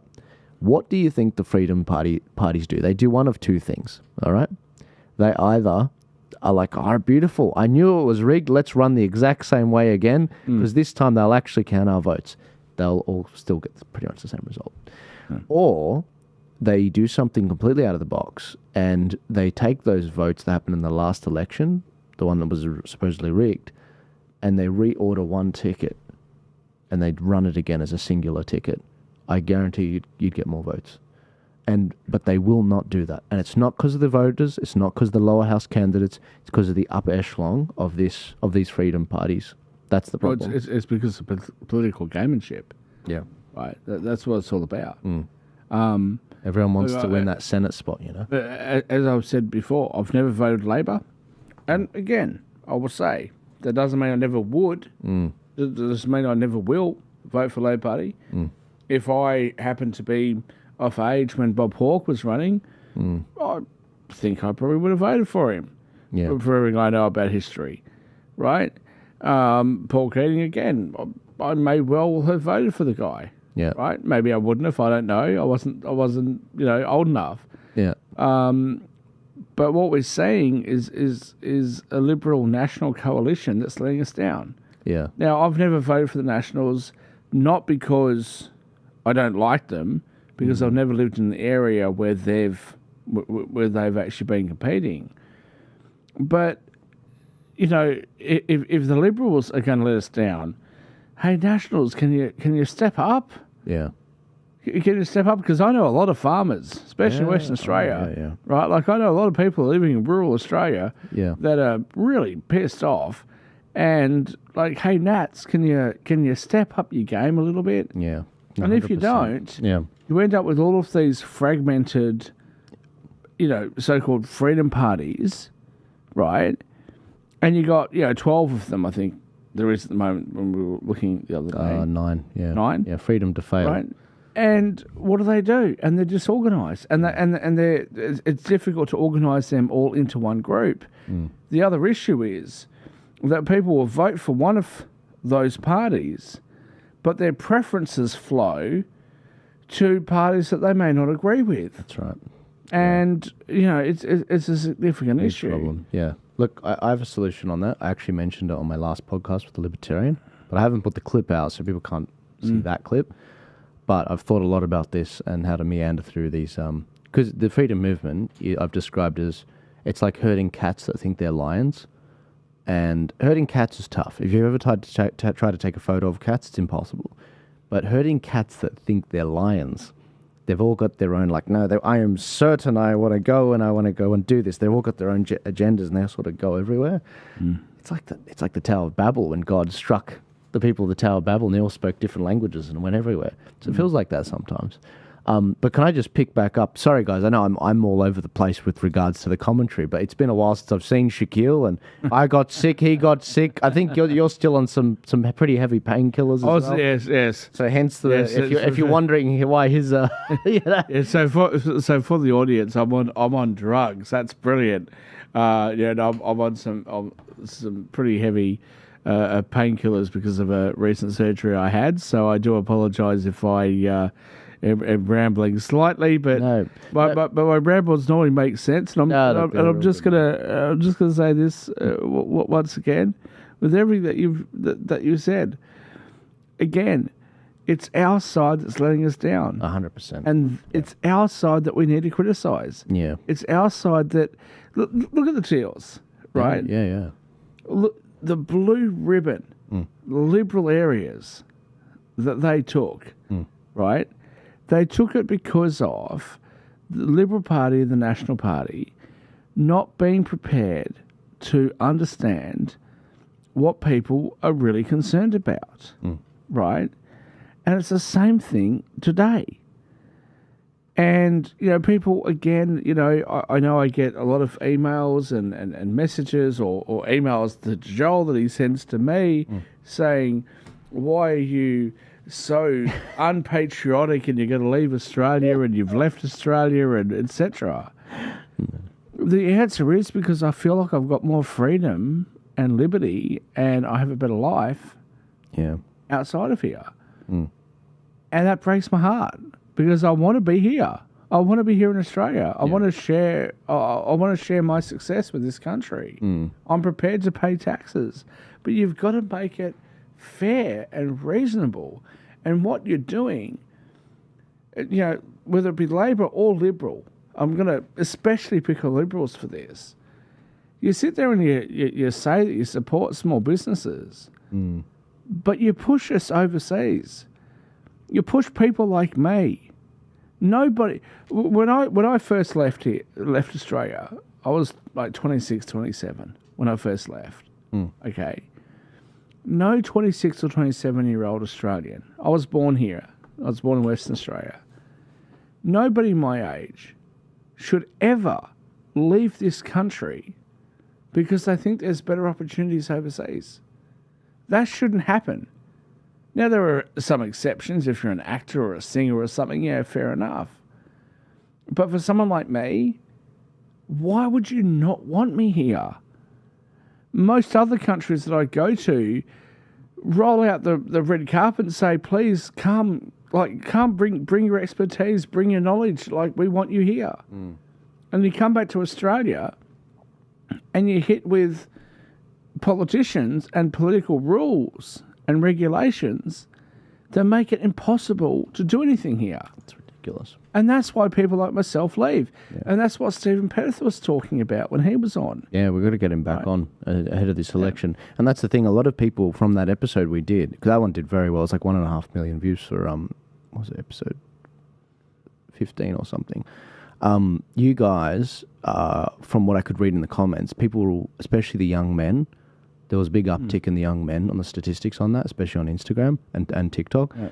They're like, I respect these guys because they built something. And they listen to you when you say, guys, if you're struggling to get ahead, it's to an extent, yes, it's on your own back. But to an extent, it is harder here. And when you go overseas, it feels like you've just dropped an 80-pound pack. And that's what needs to be, and that's why I'm talking about this construction industry.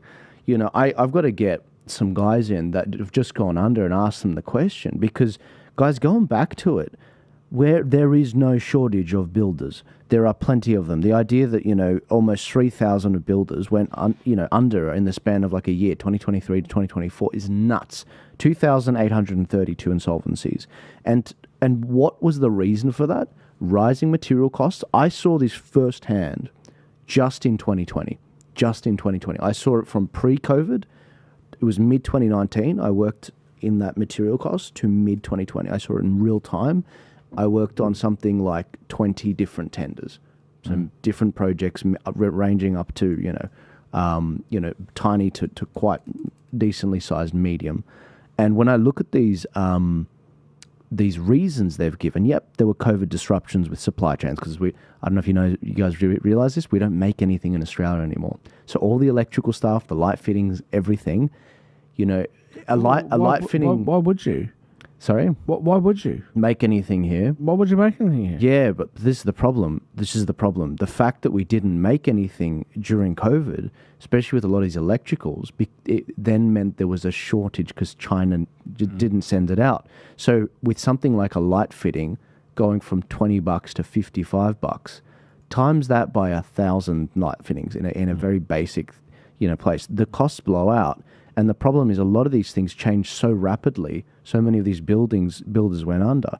They talk about a skilled labour shortage that, guys, on the back of all this immigration, them using that as a justification to bring all these people in, remember this statistic. The amount of people we are bringing into this country that are skilled for the construction industry is 0.6% of those coming in, those 1.1 million or whatever it is people coming in. It's complete crap. It's a lie. They are not bringing in high-quality people into this country with skills to build more houses. And even the high-quality builders that were born, raised, and developed a skill set and expertise and experience in Australia, those guys are going under. So if that's your supply side of all these construction developments, and we've got too much demand from the amount of people coming from overseas, what do you think is going to happen? I mean, we just got 200,000 students come in February. 200,000 foreign students. It's not sustainable. I think, look, you're a bit younger than me. Not much, but a little bit younger than me. I've known Stephen for, what am I? I'm 41, so I've known him 15, not quite 20 years, but almost 20 years, right? We were having these conversations back then when we first met, right? We were talking about this exact same issue. Now, my parents immigrated to this country, and they worked their way up, and they're extremely patriotic about this country, right? I had extended relatives come over. My birthday is on the 15th of December. So they come over during December. Took them into the city. And this is the Muslim side of my family. And they said, where's all the Christmas lights? Where's all the Christmas display? I said, I'm sorry, we don't have them. You'd have to go to the Muslim areas of Sydney to see the Christmas displays because you won't see them in Sydney City. Oh, yeah. Right? That's right. It's ridiculous. Indian Independence Day is the same as Australia Day, 26th of Jan. They did nothing for Australia Day, but yet they did something for Indian Independence Day. Yeah. Like what? Like what is going on? Oh no, it's insane. Right? It's insane, isn't it? So we from all over the world have come to this country. I am, you are, we are Australian. We've come from all over the world to try to create a better life for ourselves. We don't generally judge each other. We generally, celebrate each other's cultures. And yet, we're left in a country with politicians that are dividing us completely.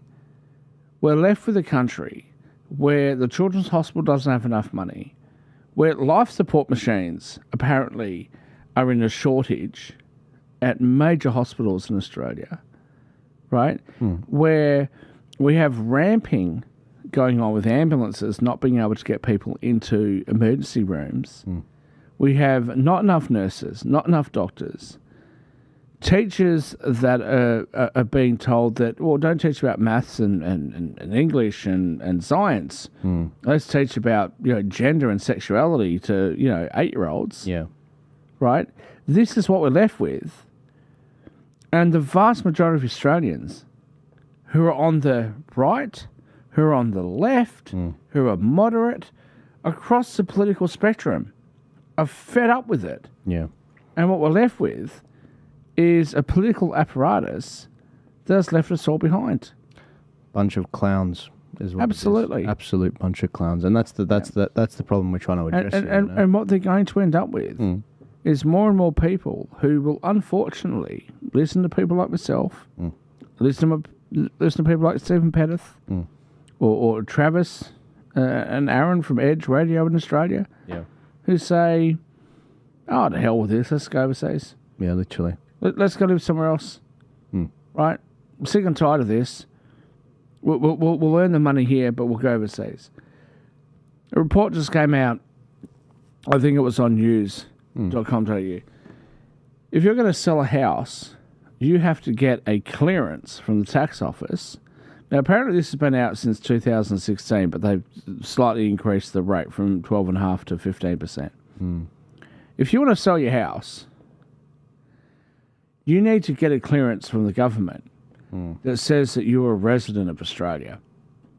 Because if you don't get that clearance, the seller, which is presumably going to be the other real estate agent, has to withhold 15% off the sale price, the total sale price. And if you haven't got the right document, you'll have to claim it back at the next tax year. Yeah. I've got a couple of things that I'd like to just ask about that. Firstly, one, why would you do that to Australians? It's ridiculous. Two, yes, okay, apparently it's supposed to be a free document. How long is it going to be free for? But third, I'd like to ask, hey, do foreign residents of Australia only have to pay 15% in taxes? Because depending on the circumstances, that means that they might actually end up paying less tax than Australian citizens would. Now, I haven't looked into this enough, so somebody might fact check me and I'm incorrect, but does that not sound a little bit ridiculous? It's ridiculous. Yeah. And what you're doing now is you're making the everyday Australian, the person that bought their house 40 years ago, and now they're about to retire, and they're selling the house so that they can afford the exorbitant costs of nursing homes, right? They've now got to go get this tax document. Otherwise, 15% of their money is going to be withheld. Is there a reason for that? Like, is there a logical reason that somebody can give me for that? Yeah. Or is this just more government overreach? It's ridiculous. We're talking... And why wouldn't someone like myself, or Stephen Pettis, or many other people that we've mentioned, just say, "Oh, to hell with it. Yeah, we're going literally. overseas." Yeah, look, I'll be very clear with my audience. I've said it a few times. Unless the freedom movement, has a serious moment of introspection after this election, don't take it for granted that I'm still here. Give me 60 days after the election, I'll tell you, if I'm hanging around, because it's I told you this when I was in the US, and we've got to do a whole podcast about the US trip. It was amazing. The job offers there, they are hungry for competent people, and Aussies do tend to flourish there, really flourish. I talked to a few guys I'd seen when they were trying to do it in Australia, what they were doing, and they went over there and they're flying. Land of opportunity. Everyone's got an abundance mindset. In Australia, you try to get ahead. If you're a young person in politics, they pull you down. Your own people, not the enemies. Enemies are going to be enemies, Politicians are going to politician. But your own side, they're like, oh, we need more young people involved in politics. And then, they just that's why I said what I said before. Yeah. Right? Tony Burke's never going to ring me and say, hey, can you lay off? Can you lay off us? Yeah. Because I'm not Labor Party supporter, right? Of course, yeah. I've criticised his policies. So he's going to sit there and go, okay, well, he's not on my side. Fair enough. Yeah. Right, cool. I'd absolutely sit down and have a chat with the guy. Yeah. But, he's not on my side of politics. Yeah. That's the way it is. Yeah. When it comes to people flourishing, how heartbreaking is it to just, repeat what you just said, that Australians flourish when we go overseas. Yeah, that's a heartbreaking scenario. It's a scenario that we shouldn't have. It's a scenario that we should fight against. And for those of you that claim to be part of the so-called freedom parties, fight freedom then. Fight for freedom. Do something. Because at the moment, our country is being overrun by corporate politicians. And corporate politicians aren't just on the Labor side. They're in the Liberals. They're in the Nats. They don't care about you. They don't care about me. They don't care if I leave, and they don't care if you leave. So if we really want to make Australia something, and I'll really address something to the left. For those of you that are Labor Party supporters, I'm sure there's not very many of you watching. What was the Eureka Stockade about? What did they fight for? They fought against government. That's the great birth of the Labor Party in this country. Yeah. So surely at some level, you must be upset at government. You must be upset at the people that are in charge of government. Do something about it, right? Formulate yourselves. Bring yourselves together and fight against what you hate. Because otherwise our country is just going to become another corporatocracy. That's right. That's what we're going to be. These politicians, you know what it's like? It's like, the ship's gone down and they've got their sack of gold and they're sort of making off with the gold of the ship. That's exactly what it is with these politicians. They are not of conviction. They are basically enriching themselves and then they're out. And that's it. Ladies and gentlemen, I'm going to call it there. We will do a follow-up on this particular budget issue next this coming Thursday. Peter Dutton is going to deliver his remarks. That will start at about 7:30, so we'll start slightly earlier, 7:20. But I'm going to keep going through. I'll try not to be on painkillers for that. On painkillers, okay. No. I'll try and see if I can stay awake. Yeah. Through Peter Dutton's response.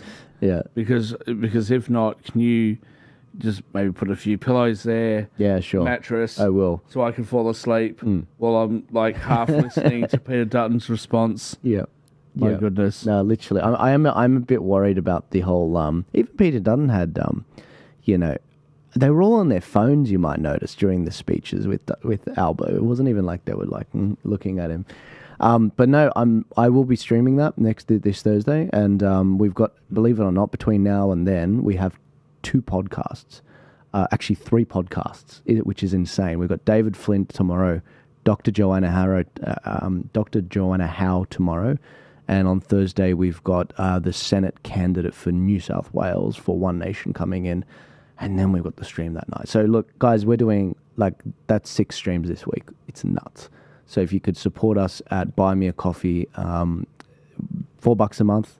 If you saw me in the street, heck, you'd buy me a beer. Think of it that way. But on top of that, the volunteer funnel for Turning Point Australia is up. So if you want to go volunteer for your favourite freedom party, go to tpaust.com.au. You can click which party you want to support, which state you're in, which seat you're in. If you're not sure which seat you're in, you can search underneath which seat you're in and send your details off, and that'll go off to them. If you want to letterbox drop, if you want to hand out how to vote cards on election day or in pre-poll, or put up posters, there's about 12 different roles that you can help fill, each to their ability, of course. If you don't know how to do something, you can always ask them.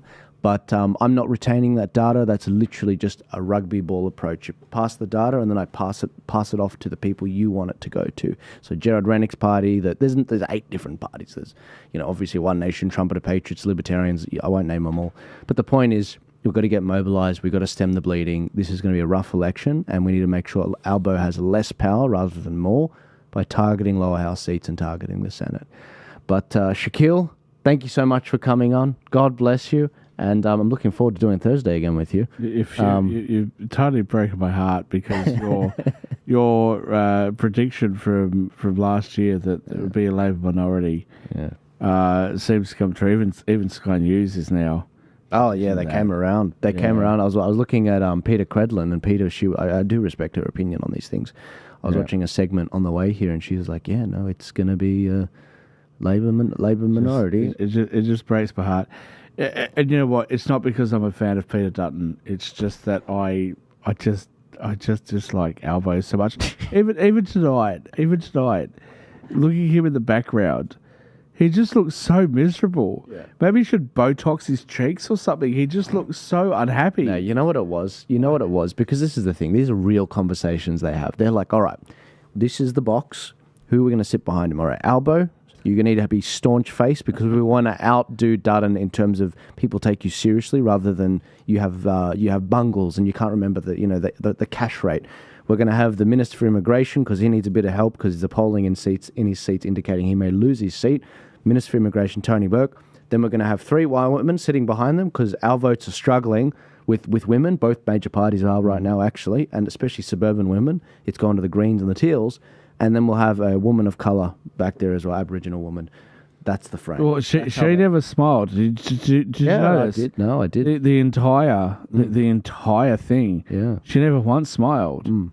You know, but of course, Labor Party, she can't cross the floor. So even the things that she didn't agree with, she just had to sort of sit there. Yeah. So stoically, she sat there and watched. You know, she was all right. You know, when the Aboriginal stuff kicked off and there was violence in Alice Springs, she was one of the ones that broke ranks with Labor and said, we're not doing enough on this. We need to do better. I actually really respect what she said on that topic. But anyways, guys, we are going to wrap up. Thank you so much for tuning in. Sorry for making it a late one. It's almost 9:30. But God bless you all. Enjoy all the content. Give it a share. And let's combine our efforts and see what we can do to stem the bleeding this election. I'll see you guys all later. God bless you. And have a good one.